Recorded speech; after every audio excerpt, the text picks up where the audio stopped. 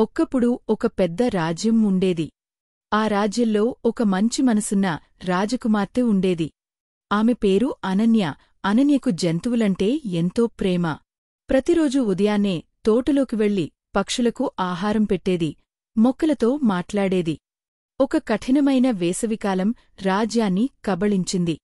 చెట్లు వాడిపోయాయి, చెరువులు పూర్తిగా ఎండిపోయాయి. పక్షులు మరియు జంతువులు తీవ్రమైన దాహంతో చాలా బాధపడుతున్నాయి. ఆ సమయంలో ఒక నల్లకాకి నీటికోసం ఎగిరి ఎగిరి అలసి చివరికి రాజభవనానికి వచ్చింది.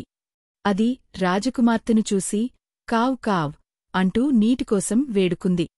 అనన్య వెంటనే నీళ్లు తీసుకుని కాకికి ఇచ్చింది. కాకి ధన్యవాదంగా చూడగా ఆమె ముద్దుగా నవ్వింది. 2 రోజులు అలా గడిచాయి. ఆ కాకి ప్రతిరోజూ వచ్చి నీళ్లు తాగేది.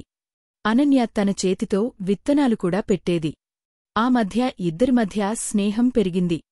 ఒకరోజు రాత్రి అనన్య తన తోటలో నిద్రపోతుండగా కొంతమంది దొంగలు రాజభవనంలోకి చొరబడే ప్రయత్నం చేశారు. ఆ కాకి ఆ ప్రమాదాన్ని చూసి వెంటనే గొంతెత్తి అరచింది. రాజకుమార్తెను అదే నిద్రలేపింది. అనన్య వెంటనే సైనికులకు సమాచారమిచ్చింది.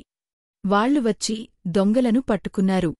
రాజు ఈ విషయం తెలుసుకుని కాకికి రాజ్యపక్షి బిరుదును ఇచ్చాడు.